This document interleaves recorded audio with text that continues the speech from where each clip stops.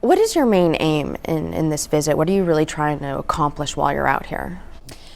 Well, I came to the region about 6 months ago. I first went to Syria because I work with UNHCR, and there are 1.5 million refugees in Syria alone from Iraq. And while I was there, I also went inside and met with some internally displaced people.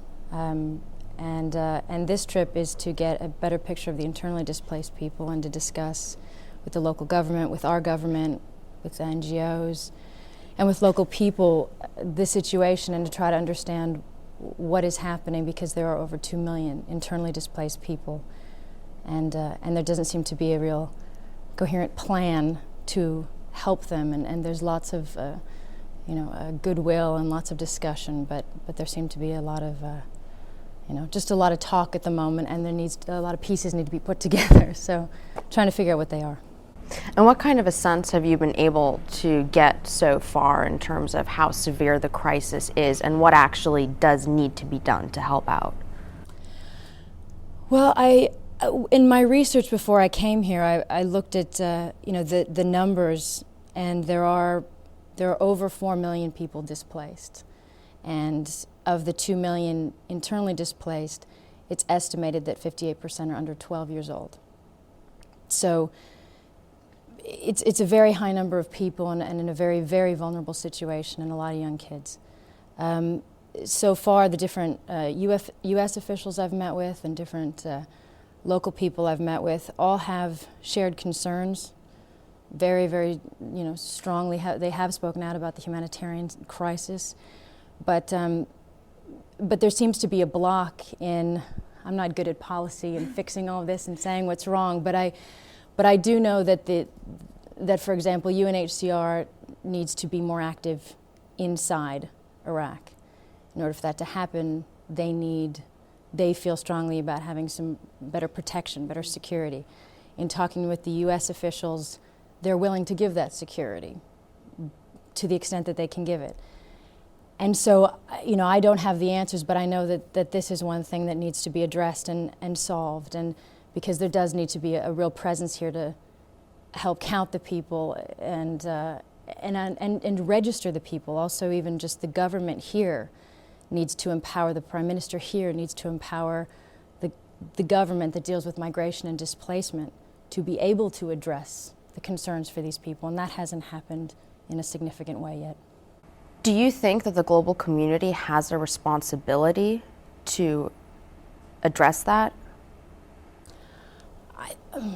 Well, I think the global community always has a responsibility to any humanitarian crisis. And I think it's in our best interest to address a humanitarian crisis on this scale, because displacement can lead to a lot of instability and aggression we just don't want that. We have a lot of people feel it's a little calmer now, and this is the time to really discuss and try to get these communities back together. But if these communities don't start coming back together properly, if we don't start really counting the people, understanding where they are, what they need, making sure the schools are being built, making sure the electricity, the water, and all these needs are being met, and also understanding that a lot of the people that will return are going to come back to houses that are occupied or destroyed and bombed out, and we have to have, it's going to be a big operation to understand the needs, to address it, to help people put the pieces of their life back together and return to their communities. So it's really just getting the plan together and getting the group together and everybody actively focused on helping the IDPs and the refugees. What would the message that you would want to carry out of here back to the States, or even the message that you would want to get out internationally in terms of what's happening here, the refugee crisis, how serious it is, and the consequences that could happen in the future if it's not properly addressed? I always hate speculation on the news, so I don't want to be somebody who speculates. But I think it's clear. I think a displaced, unstable population is a very, what happens in Iraq and how Iraq settles in the years to come is going to affect the entire Middle East.